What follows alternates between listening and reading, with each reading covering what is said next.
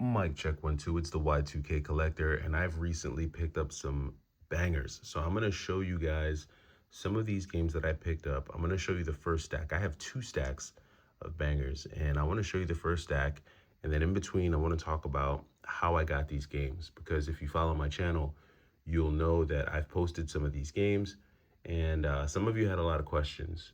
Some of you wanted to know the prices, some of you wanted to know where and how I got them, and I'm going to kind of just share with you a little bit of what I've been able to do to get them, and we'll go from there. So let's first start off with the first stack, and I'll share with you what some of these games are priced for. Now, please do keep in mind that just because they're priced this amount doesn't mean that that's what I paid for them, but some of you asked for prices, so that's what I'll do. So the first game that we have here is, and mind you, the numbers that I'm giving you are the after tax out the door numbers. So the first game that we have here is a copy of Demon's Crest. It's not the cleanest copy of Demon's Crest, but it is a loose copy of Demon's Crest. It is authentic, and it at least gets Demon's Crest back into my collection. In my old collection, I had a complete in box copy of Demon's Crest, which was like really mint.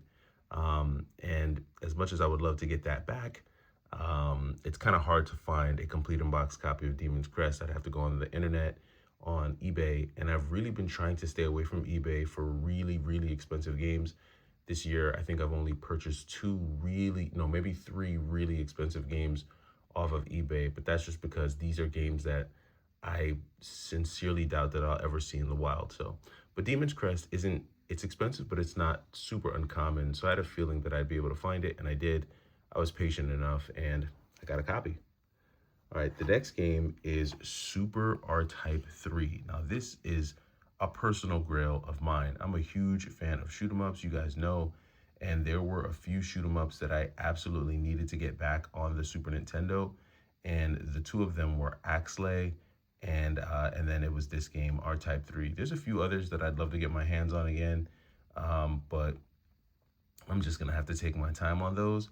But R-Type 3 is definitely one that I wanted to get back. The graphics, the music, the gameplay. I'm a huge shoot 'em up fan, and this is just one that I was really glad to have.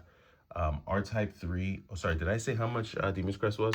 So the price on Demon's Crest was 180, and the price on R-Type 3 is also this was 195 for R-Type 3. And so that's what the price was for this one.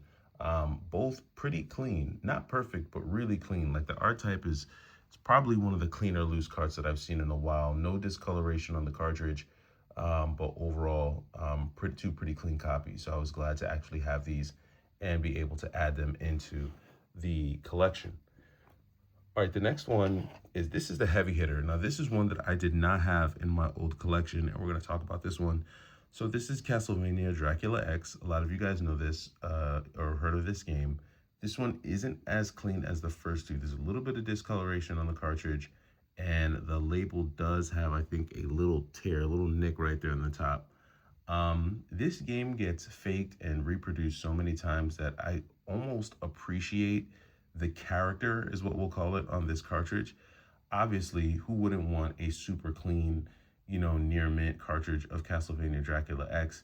I mean, I think that's something that we would all like as collectors. But this was a copy that the universe presented to me, and so I went ahead and took advantage of it. This copy was $360, and again, just really, really just glad to have this one. I've played this a bunch on using the Switch Online service. I played this game a lot. I played this game almost every day on the Switch Online service because I really love the music, the graphics in this one. The controls kind of suck. I hate the fact that like whatever direction you jump in, you have to commit to it because there's no like mid-air switching up. So you have to be precise with your platforming. And this is not like Super Castlevania 4. You can't like wield the whip in multiple directions. It's pretty much straightforward, which does suck, but just something about the game is a lot of fun, and the music honestly is really addictive and catchy in this one. So was really stoked to add this one. This is a heavy hitter for sure on the Super Nintendo, and definitely was one I was glad to add in because I've never had this one. So this is new to the collection. Then next up, we have Teenage Mutant Ninja Turtles Hyperstone Heist. Now, this is a game that I did have in my original collection. But the thing with this game is that this is a much cleaner copy than the copy that I had on my Sega Genesis a while back. So I'll pop it over for you guys. This one is complete. I did test it because I recently purchased a high definition Sega Genesis Model 1, but the manual is super clean on that, and the cartridge is really clean. Now, so we have these games, these 4 games here, and when I posted this, you know, a lot of you guys wanted to know where did you go, where did you get these, how did you get these? So what I do for a lot of these really niche games, these aren't really games that are going to be easy to find on, you know, like a website like GameStop, right? And even if you try to go to eBay to get some of these games, um, even if you get a decent price on some of these games on eBay, by the time you pay the taxes and shipping, it's just crazy. So my strategy for games like this is I usually have what I call a war chest. If you follow me long enough, you'll know that I build up a war chest of games. And these are typically going to be games that are pretty valuable games. So these will be games that are like anywhere between, you know, $60 to $100 in value that I might have been able to get for $20, $30, something like that. Or they might be games that I got for free during like a buy two, get one free. And that's definitely how I leverage the buy two, get one free. Like during the last few buy two, get one free promotions, I've been able to get a free copy of Sunset Riders, a free copy of Super Metroid, a free copy of Silent Hill, a free copy of Castlevania Bloodline. So I've been able to rack up on high dollar games at, you know, either severely discounted prices or for free in some cases. And so I then leverage a lot of those free games and I wait and I wait and I build up a chest, a war chest of just quality games that I can use for trade. And usually, you know, they're games that I already have in my collection, so I don't need to keep them. I do this a lot with GameCube because there's still like a lot of like really valuable GameCube games that are in the wild. Like there's so many GameCube games that are out there that you can use to build a war chest that you can also get for really cheap. As a matter of fact, while I was out yesterday at a GameStop, they had a copy of Star Fox Assault for like $29. And for those of you who know, because of the re-release of Star Fox on the Switch 2, a lot of Star Fox games have gone up in price. And so, you know, being able to get Star Fox for 29 when it normally goes for 110 or for whatever it's going for right now, that's an amazing game to add to the war chest, mainly because I already have a copy of Star Fox Assault, so I didn't really need one, but I bought it because I know I could leverage it in the future. And so that's exactly what I did. I went to one of my local game stores that had, you know, a bunch of just quality titles in the store, and I brought basically, you know, about $1,000 worth of games. Now I want to say about 800 of about $800 of those games were three Xbox 360 games. And the total amount of money that I had into those Xbox 360 games, I'd be shocked if it was more than $300. So it's probably like $300 that I had into like $800 worth of Xbox 360 games, and then I had some other games that I threw in there that I had gotten for free during buy two get one free promos, or just got, you know, for really cheap during like a bulk buy. And so if I had to like just guesstimate how much money I actually had into the games that I traded in, maybe $500 or so. I would say maybe a little bit less, give or take. And so I took that entire trade um, and flipped it into these games, flipped it into a bunch of games that aren't just valuable games, because I think sometimes a lot of people get caught up in the value. It's not just that these games are valuable. For me personally, it's hard to find these games in the wild. Like you hardly ever see a copy of Super R Type 3. And so what I'm paying for is I'm paying for the opportunity to get a game that I no longer have to search for, because now I have it in the collection. Hyperstone Heist, you might be able to find a little bit easier. I've heard people say that they found Dracula X a number of times in the wild. I have not.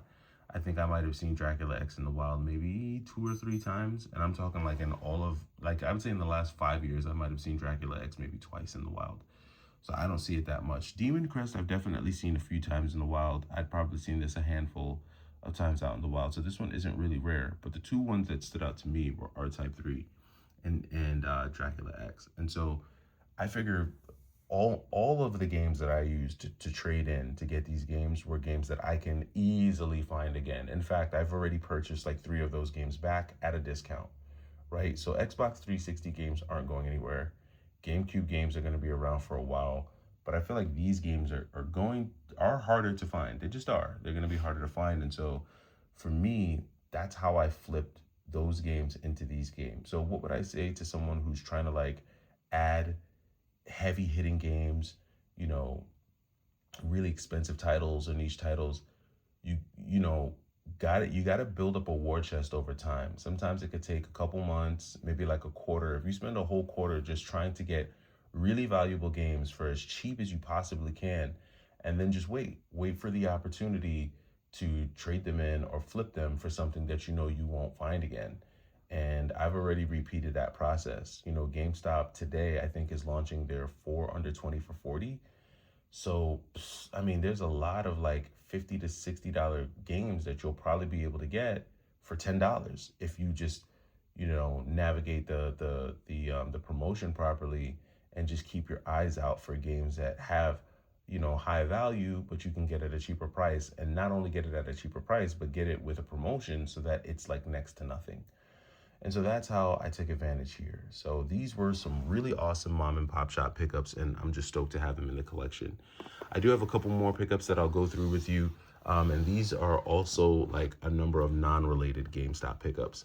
Now, there are some games that I do go to eBay for, and I'll share those with you now. The first game that I went to eBay for was R-Type 3 on the GBA. So I had picked this up because I really wanted to get R-Type back, and I wasn't sure that I'd be able to find it on the Super Nintendo. Well, lo and behold, you know, it became available on the Super Nintendo, and now I have them both again. I had both of these in my old collection, but I was able to find this on eBay for like 30 bucks.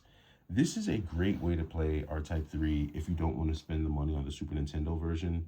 As long as you're okay with like, 10% of the sound quality and an atrocious hitbox, if you can deal with that, then this is a great way to play R-Type 3 on the go. But graphically, it's almost identical to the Super Nintendo version. So for 30 bucks, I mean, this is a great consolation prize. Another eBay pickup that I had, because I had a few, was this copy of Rez. So I've been wanting to play Rez and get Rez back in my collection. And I saw a copy online. I've bought this game from GameStop before. And so the way I saw it was, if I can find a copy on eBay for cheaper than the GameStop price, then I'll just pick it up. I want to say I picked this up for maybe like 20, I don't know, maybe 25 bucks or so. I can't remember exactly, but it was a really decent price. And so I went ahead and grabbed it. It is complete in box. Rez is just a top tier rhythm-based shoot 'em up. If you've never played this game, I highly recommend you check it out. It's a really fun one. Then next up, off of eBay, picked up a copy of Castlevania Curse of Darkness rather. So I'm really getting into my Castlevania bag. I've added a bunch of Castlevania games over the past 6 months, but I really wanted this one. I've had Lament of Innocence a few times, but Curse of Darkness is the one that I really wanted to get. This is like really expensive on the PlayStation 2. It just is. I think the PlayStation 2 version averages like around 80 bucks or something. But I was able to find this copy for 24. It is complete. It's not the best shape, but for 24 complete, I mean, can't beat it. And I thought that it was a hell of a price. Especially when you consider that when it comes to eBay, the reason why I'm willing to pay maybe $2 or $3 more is because I don't have to spend any gas money or any time going out and picking these games up. So the little $5 that I save on gas, and maybe the $5 that I save in the amount of time that I would have spent looking for the game, to get it for 24 bucks, to me is a really great deal. The Xbox version is gonna look great. It's gonna play great. It's just I think it's the convenience of the PlayStation 2 why the PlayStation 2 version is more expensive, but still an awesome pickup for the Xbox. Glad that I got it. And then we have our last eBay pickup here, Phantom Dust. And you're probably like, man, Y2K is going Xbox crazy. I've gotten a lot of Xbox games over the past couple weeks. But Phantom Dust was another one that I really wanted to add back to my collection, especially on the Xbox. Really trying to go for some of those Xbox exclusives that you just can't play anywhere else. I think with where just the industry's going, obviously everybody's really concerned about physical. I'm really just wanting to recapture the games that mattered to me, and Phantom Dust was a game that was important to me in my old Xbox collection. So I was glad to actually add this one back in. And then we have a couple more mom and pop shop pickups here. We've got Radiata Stories. Pick this up at a mom and pop shop. It is complete. The manual on this one isn't in the best shape, but I actually have a replacement manual. I got a free manual one day, so I'm actually going to swap this manual out with the better manual that I actually have. But Radiata Stories is a pretty cool PS2 RPG, so I was glad to add this one back. And then we also got Musashi. I think the manual on Musashi is also kind of beat up. Is it the manual? No, the manual is actually in great shape. Something's wrong with this. I think it was the cover art, something, or maybe not. I can't tell. But overall, was glad to get this back. For those who don't know, if you've ever played Brave Fencer Musashi on the PlayStation 1, this is kind of like the spiritual successor to it on the PlayStation 2. So really cool pickup there. And then these last two were on the street pickups. Really crazy story with both of these. So with Gungrave, I was actually walking out of a GameStop and a guy was walking in and it looked like he had a bag of retro games. So I asked him if he was gonna sell these and he said, yeah. And I offered him 10 for this and he gave it to me. And then the next one is Otogi Facebook Marketplace deal. He had Otogi there. Really clean copy, offered him 90 and he took it, which is pretty close to market value, right? I think right now Otogi 2 is like a $115 game, but still, this was another one that I wanted to add back before it got crazy. So overall, just some pretty sweet deals. Let me know what you guys think about the theory, about the process for picking up some of those more high dollar titles, and I'll catch you in the next one. It's the Y2K Collector. You guys take it easy.